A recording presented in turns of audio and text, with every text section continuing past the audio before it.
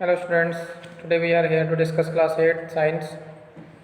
In the last topic we were discuss about MCQ fill-ups, true false and matching. Today we will discuss about the very short answered and short answers of this topic. Okay students, so our first question is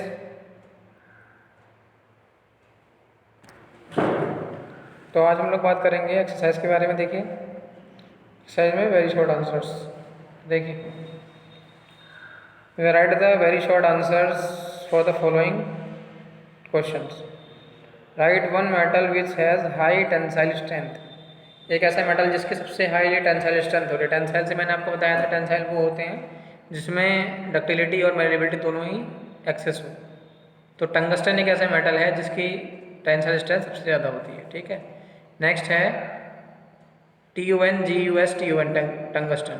name a non metal which is a good conductor of electricity. एक ऐसा non metal, वैसे non metal में क्या होता है, good conductor नहीं होते हैं, लेकिन एक ऐसा नॉन मेटल है जिसमें कंडक्टिविटी अच्छी होती है, वो है लेड। ठीक है, तो वो है लेड। ठीक है, LEAD लेड। नेक्स्ट है name the highly reactive and least reactive elements. तो सबसे ज़्यादा जो रिएक्टिव है वो सोडियम है, क्योंकि इसमें तुरंत आग लग जाती है, और गोल्ड ये लीस्ट रिएक्टिव है, ये किसी से ज़्यादा रिएक्शन नहीं करता है। मिट्टी में ये 100 सालों तक ऐसे पड़ा रहेगा तब भी इसमें रिएक्शंस नहीं होंगी। ठीक है, which gas is evolve when a metal react with dilute acid. तो आपको क्या लिखना है, hydrogen gas is evolve when a metal react with diluted acids. जहाँ विच लगा है वहाँ पर आपको हाइड्रोजन नोट करना है। Hydrogen gas is evolve when a metal react with dilute acid.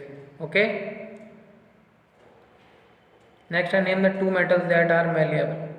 तो मेलिएबल कौन है जिसको पीट पीट के चादर के रूप में बनाया जा सकता है, लंबा करा जा सकता है, वो है iron and gold. What is an alloy.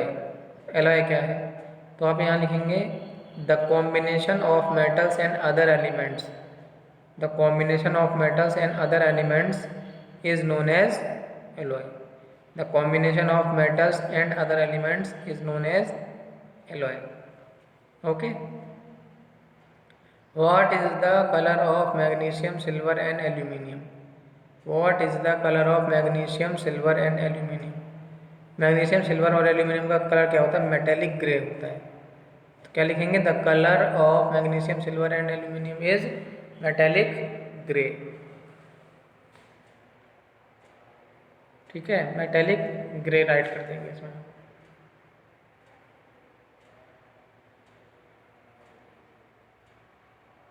Next है व्हाट इज मेटेलिक लस्टर।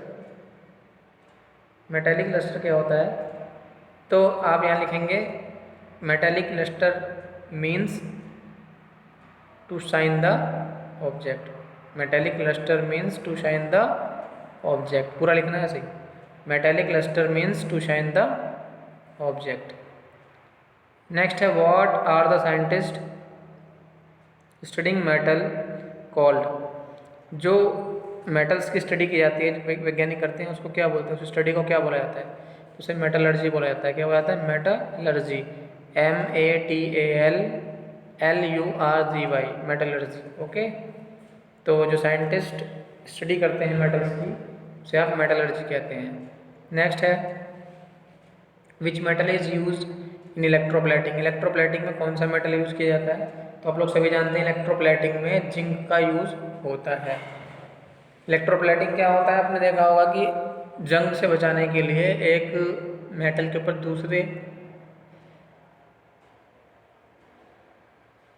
एक मेटल को रस्टिंग से बचाने के लिए, जंग से बचाने के लिए एक मेटल के ऊपर दूसरे मेटल की एक लेयर लगा दी जाती है, उसे ही क्या बोला जाता है, इलेक्ट्रोप्लेटिंग बोला जाता है। ठीक है स्टूडेंट्स, तो ये हो गया आपका जिंक।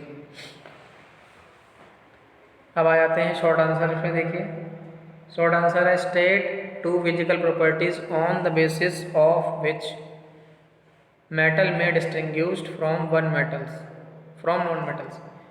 कोई दो प्रॉपर्टी बतानी है, फिजिकल प्रॉपर्टीज बतानी है, जिससे ये पता लग सके कि मेटल और नॉन मेटल में क्या डिफरेंस है।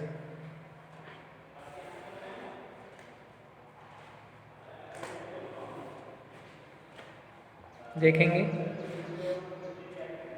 मेटल्स malleability, फर्स्ट प्रॉपर्टी है malleability. Metals can be spread by hammering or beaten.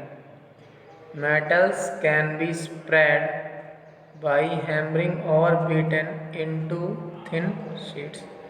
Metals में क्या प्रॉपर्टी होती है कि मेटल्स को आप हथौड़े से पीट पीट कर क्या कर सकते हैं, पतली चादरों में कन्वर्ट करा जा सकता है. ये मैलिएबिलिटी प्रॉपर्टी कहलाती है. ये प्रॉपर्टी किस में होती है, मेटल्स में होती है. ठीक है. सेकंड आती है ductility. Ductility, ability of the metals to be melted and drawn into thin wires. Ability of the metals to be melted and drawn into thin wires is called ductility. Means क्या हुआ कि metals को पिघला करके लंबे तारों में convert करना क्या कहलाता है, डक्टिलिटी कहलाता है. मेटल्स को पिघला करके लंबे लंबे तारों में कन्वर्ट करना क्या कहलाता है, डक्टिलिटी कहलाता है. पतले तारों में चेंज करना, डक्टिलिटी. तो ये दोनों ही प्रॉपर्टी किस में पाई जाती हैं, ये मेटल्स में ये प्रॉपर्टी पाई जाती है. एक तो मैलिएबिलिटी पाई जाती है और सेकंड वन डक्टिलिटी पाई जाती है. तो अब इसमें सेकंड पॉइंट में लिखेंगे नॉन मेटल में, तो इसमें लिखेंगे it has not this kind of property. Non metal में लिख देंगे it has not this kind of property. इसमें इस तरह की कोई भी प्रॉपर्टी नहीं पाई जाती. तो दोनों में हो गया डिफरेंस कि नहीं हो गया. ठीक है. देखिए नेक्स्ट क्वेश्चन क्या कह रहा है. नेक्स्ट क्वेश्चन कहता है कि what are the noble metals, is silver a noble metal.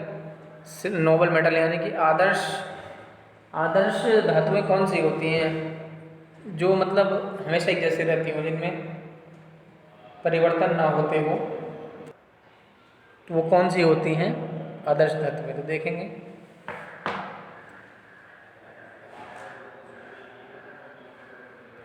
A metal that resist chemical actions known as a metal that resists chemical action is known as Nobel metal. Comma लगा के लिख देंगे Nobel metal. Example में लिख देंगे like gold and silver. Gold और silver क्या है, सबसे कम रिएक्टिव है, किसी से रिएक्शन नहीं करते हैं ज़्यादा. पानी का असर इन पर नहीं होता, धूप का असर इन पर नहीं होता है, ये अपने जैसे ही रहते हैं. ठीक है.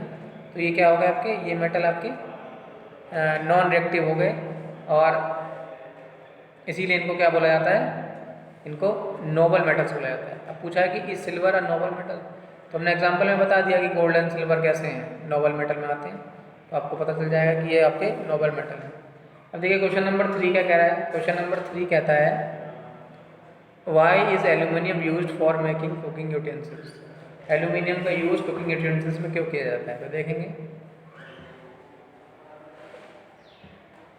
अब आप यहाँ लिखेंगे, पहले बुक से लिखेंगे aluminium is used for cooking utensils because, आगे जोड़ेंगे because it is a good conductor of heat. अब खाना बनाने के लिए आपको मेटल चाहिए जो गुड कंडक्टर ऑफ हीट हो, इसके अंदर से हीट ट्रांसमिट हो सके. तो ये जो है गुड कंडक्टर ऑफ हीट होते हैं, इसीलिए इसमें ऐसा होता है. ठीक है ना, because it is a good conductor of heat. तो aluminium is used for making cooking utensils because it is a good conductor of heat. देखिए क्वेश्चन नंबर आपका नेक्स्ट है ये, give 2 uses of highly sonorous metal. जो बहुत तीव्र ध्वनियाँ देते हैं ऐसे मेटल्स का क्या क्या उपयोग है. अब उनका उपयोग कहाँ पर होगा भाई, कोई मेटल आवाज़ कर रहा है तो उसका यूज़ बेल में हो सकता है. तो highly sonorous metals are used for bell and musical instruments. पूरा लिखेंगे highly sonorous metals are used, मैं बोल रहा हूँ उसको लिखना, for bell and musical instruments. Okay. Next है how will you show that copper is more reactive than silver. How will you show that copper is more reactive than silver. आप ये बात क्या है शो कर सकते हो कि कॉपर जो है सिल्वर से ज़्यादा रिएक्टिव है। तो मैंने आपको बताया था रिएक्टिविटी सीरीज में, नेक्स्ट में आपको पढ़ने को मिलेगा नेक्स्ट क्लास में, कि जो मेटल पहले आता है उस सीरीज में वो हाईली रिएक्टिव होता है। अब Cu + AgNO3 ये एक इक्वेशन है सिल्वर नाइट्रेट, तो इसमें Cu ऐड हो जाता है, CuNO3 प्लस में Ag अलग हो जाता है, यानी कि Cu AgNO3 के सॉल्यूशन के अंदर मिक्स हो जाएगा और Ag को निकाल के अलग कर देगा, तो ये हो जाएगा CuNO3। इसका मीन्स हो गया कि ये हाईली इससे रिएक्टिव है। जब कोई एक एलिमेंट दूसरे एलिमेंट को उसी के सॉल्यूशन में से अलग कर दे निकाल करके, तो ऐसा सॉल्यूशन क्या कहलाता है आपका, हाईली रिएक्टिव होता है वो, ठीक है, वो एलिमेंट हाईली रिएक्टिव होता है। नेक्स्ट है question number 6, why does iron rust. Iron में जंग क्यों लगता है। तो iron has to start rusting. Iron में जंग लगना शुरू होता है ड्यू टू मॉइस्चर। किस वजह से, मॉइस्चर की वजह से। पूछा है क्यों लगता है, तो आपको पता है क्यों लगता है, मॉइस्चर की वजह से लगता है, ठीक है ना। मॉइस्चर का मीन्स उसमें पानी नमी के कारण आ जाते हैं, जिसकी वजह से इसमें जो है जंग लग जाता है। देखिए नेक्स्ट है question number 7, describe how magnesium and iron react with oxygen. Right the equation for their reactions. Describe how magnesium and iron react with oxygen. Describe करना है कि मैग्नीशियम और आयरन ऑक्सीजन से कैसे रिएक्ट करते हैं, और right the equation of for their reactions, और उनकी रिएक्शंस की इक्वेशन भी लिखनी। तो देखिए याद आएंगे आप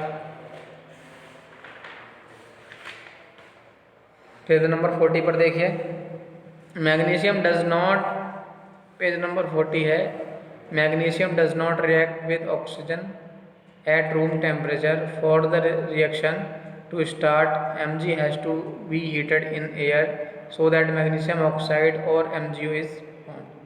कह रहा है कि ये नॉर्मल टेम्परेचर पर नहीं रिएक्शन देता है, इसके लिए कमरे का टेम्परेचर थोड़ा बढ़ाना पड़ता है, जिसके बाद ये ऑक्सीजन से रिएक्शन करके MgO देता है, ठीक है स्टूडेंट। ये आपका हो जाएगा शॉर्ट नंबर 7। इस तरह से आपकी ये short answer, very short answers complete हो गए। नेक्स्ट टॉपिक में सिर्फ बात करेंगे लॉन्ग आंसर्स की। Till then, goodbye and complete your work in your fair notebook. Okay students?